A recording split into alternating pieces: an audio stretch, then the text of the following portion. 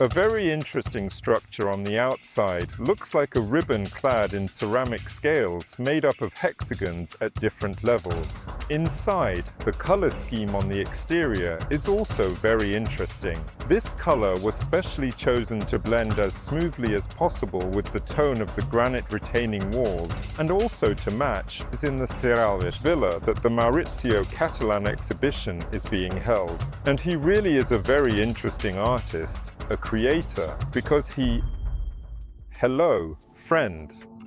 Today we are in the northern capital of Portugal, the glorious city of Porto. And today we'll get acquainted with the locations and events of a very interesting exhibition called Open House. That is, in translation, it means open houses. These are various architectural sites that are either normally inaccessible or only accessible to a very limited extent.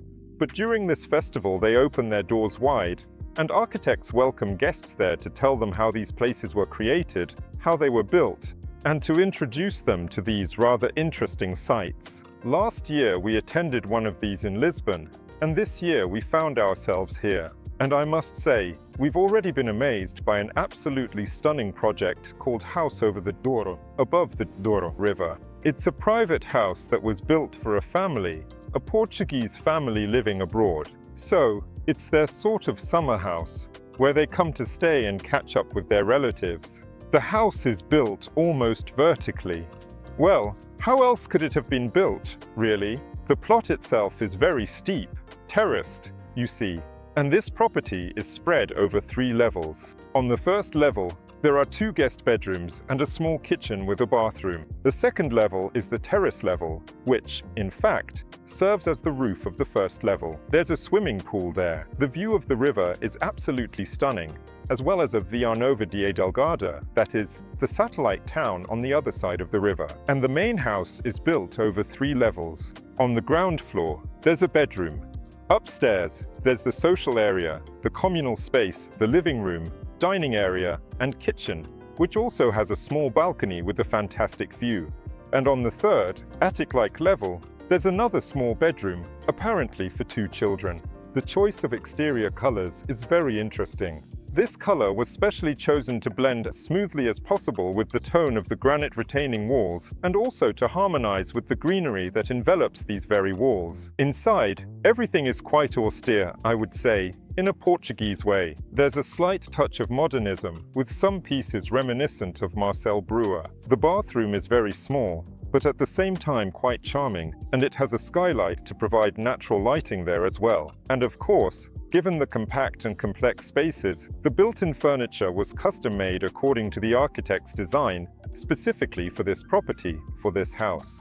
And in fact, the architect himself talks about this project, which adds authenticity to this wonderful experience. So, let's move closer to the ocean, to an area called Matosinhos, and now we are in the port of Leixões. Portuguese place names are really tricky. There are 2 sites of interest here. The first is the cruise terminal. It's this rather fantastical spiral structure which was built and completed in 2014. The project was designed by Luís Pedro Silva, a very interesting construction. From the outside, it looks like a ribbon clad in ceramic scales made of hexagons at different levels. Inside, similar, much glass, plenty of natural light, and of course, views of the ocean. And the roof is also organized in a very interesting way. It's a usable roof with an amphitheater where you can climb up and watch the sunset, which, of course, is absolutely stunning here.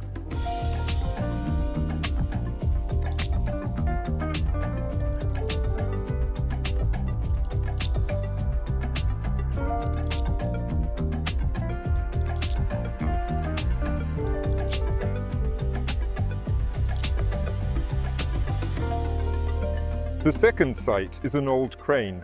It's already over 100 years old. It's called Titan.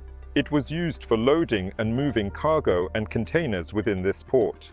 Now it's no longer in use. It was restored in 2021 and has become an aesthetic and industrial landmark of this port. You can also go up there to have a closer look at the structure. The crane operated on steam power, meaning it used coal and special boilers to drive the steam engine. There's a crane operator's cabin where he would control the chain that lifted the cargo. There's also a very interesting counterweight made of granite, which was quarried nearby, and its lifting capacity is quite impressive, 50,000 tons. It really looked convincing, I must say. And lately I keep coming across elements of industrial tourism. It's a popular trend these days, so if you're interested in things like this, here's a fascinating spot for you. Of course, when we talk about the architecture of Porto, it's impossible not to mention, you could say, the main architect of contemporary Porto, the famous Alvaro Sizы. We had the opportunity to visit his house. The Sizı family moved into this house in the 1940s. At that time, young Alvaro was 14. This is where his very first project is located. It's a small house, which was used for games, and it's located in the garden. Later, after his brother's death, his parents asked him to redesign the house, apparently so that nothing would remind them of those tragic events. So Alvaro first did one renovation, and then a rather significant reconstruction in 1961. The rooms were expanded, the balconies overlooking the garden were removed, and they repainted not the walls, but, let's say, the architectural decor. They spotted this color while on holiday somewhere nearby, in some sort of resort cottage. They liked this color and decided to use it here. And this green color also matches the greenery of the garden. There are two shades there, and they blend into each other in a very interesting way. The skirting board transitions in an interesting way as well. It starts as a wooden skirting on the staircase, and then turns into a green skirting in the living areas. It's also worth noting the pipe here, which, again, matches the color of the marble steps. This pipe also appeared later in order to install a bathroom on the lower floor, which was previously used as storage, but was later made habitable.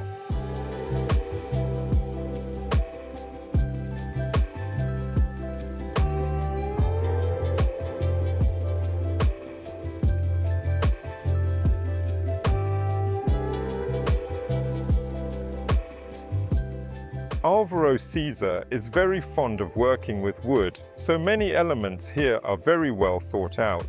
This applies to the curtain rails, as well as to the way the windows are designed. That is, they have various ways of opening to provide natural airflow. As you can see, it's quite windy in this area of Porto, and generally, air conditioning wasn't needed here for ventilation. You could open the windows slightly on one side, on the other side, or open them fully, thus ensuring a natural flow of air. And to make sure the doors didn't block this airflow, special openings were also provided there. Even with the doors closed, this air circulation was maintained. On the second floor are, let's say, the communal spaces, that is, the living room, dining room, and kitchen. And on the third floor are the bedrooms. There are several of them, the master bedroom and smaller bedrooms. It should also be mentioned that in 2009, this house underwent another renovation, once again under the supervision of Alvaro Sizı, and for some time it was used as a headquarters, that is, as the House of Architecture. And now, among other things, it is sometimes rented out to guests on a well-known travel website. So if you ever want to immerse yourself even more deeply in all the ideas of the great Portuguese architect, you're more than welcome. This project is particularly fascinating because of its history and its organization.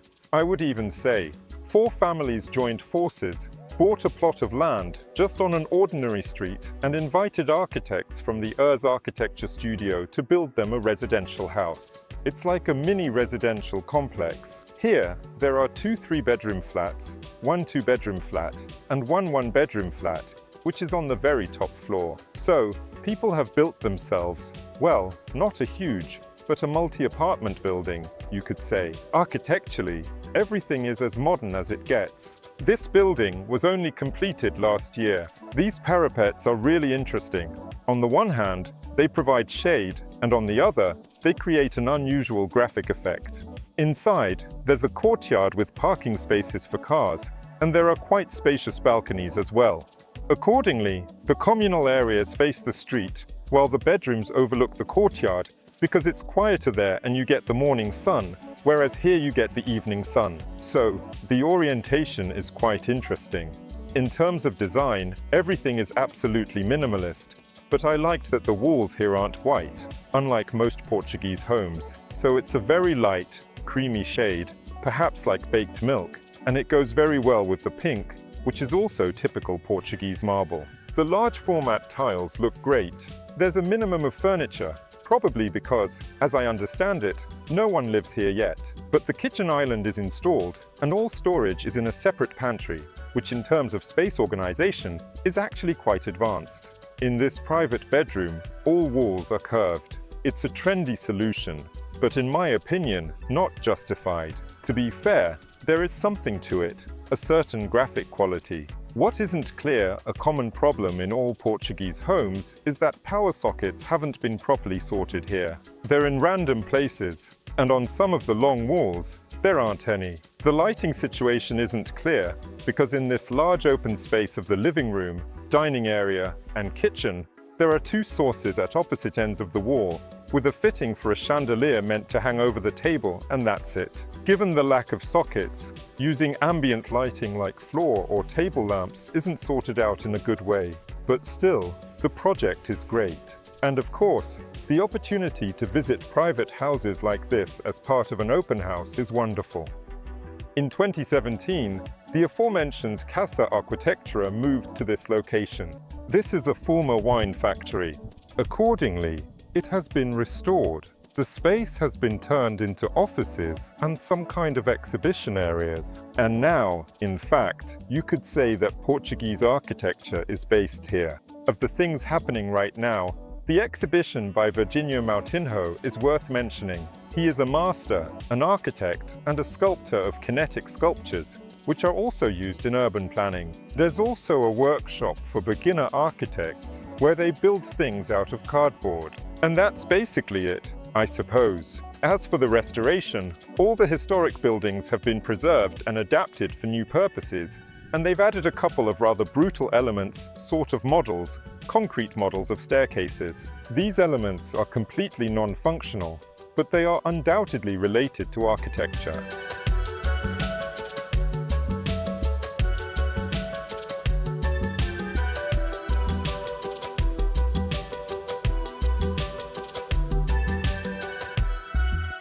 And continuing our conversation about Alvaro Sizы, it should be mentioned that as part of Open House, you can also visit what is his first project as an architect. These are 4 houses here in Matosinhos. It's a sort of mini cottage settlement, which, of course, in terms of its aesthetics and architecture, is as far removed as possible from what Alvaro Sizы is valued for, and from what we love him for. We will finish our walk around the Open House Festival at the Serralves Museum. And it's not as if this house is ever closed, it's always open, always accessible, and absolutely anyone can come here any day of the week, no days off. But here, they offer tours of the new wing, which was added and opened in 2023, right at the end of 2023, so less than 2 years ago. And the museum itself, which opened in 1999, was designed by Alvaro Sizı, and this new wing was also designed by him. In fact, this wing bears his name. All the same principles that were used in the main building are still present there. That is, there are no direct sources of light. The light is reflected. There are very unusual windows that create a dialogue between the exterior and the interior. And, in fact, they themselves become works of art. In short, all of Alvaro Sizy's best practices are present here.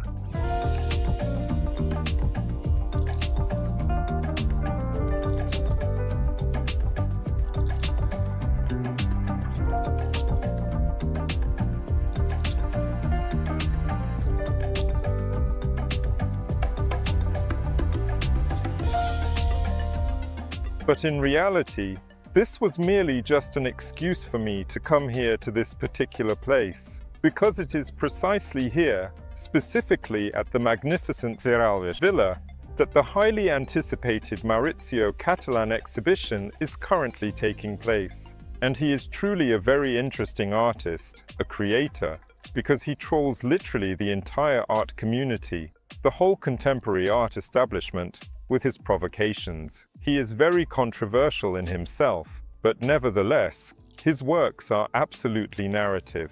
But this refined mockery, if you'll pardon the expression, is of course evident in almost every one of his works, and many of them, without a doubt, will be familiar to you. There's Novecento, that suspended horse, and Sunday, those sheets of stainless steel covered with real gold, and then shot through. And then there are those figures made of Carrara marble, covered with sheets, recently deceased. This is both tragedy and irony all in one. And of course, he also pokes fun at himself. That is, all his self-portraits, they undoubtedly also define his skill and his signature style. And of course, the scenography here is very interesting. I really liked the dialogue of this poor boy, who was punished and had pencils nailed to his desk. And then there's this street figure with a single finger, which is forced to look at because of this punishment. It's a bit much, isn't it? But of course, the most stunning thing, both literally and figuratively, is the work comedian.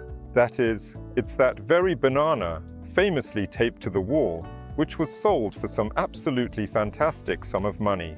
And it comes with a certificate of authenticity, along with precise instructions, which banana, in what specific way, and with what kind of tape you need to meticulously stick it to the wall for it to truly be an original work. Here, of course, once again, there's irony about the originality of a particular idea or artwork. What is the mark of authenticity? Nevertheless, all the projects we visited today are, without a doubt, absolutely authentic. Some of them, unfortunately, can only be visited as part of festival. Some you can visit without it. I hope you'll take advantage of the next time you're in Porto, because Porto really is the capital of contemporary architecture in Portugal, as it is here that all the great Portuguese architects are born. Don't forget to give us a like, leave a nice comment, and stay with us. See you at the next design or architecture event, or at an event dedicated to art. That's all for now.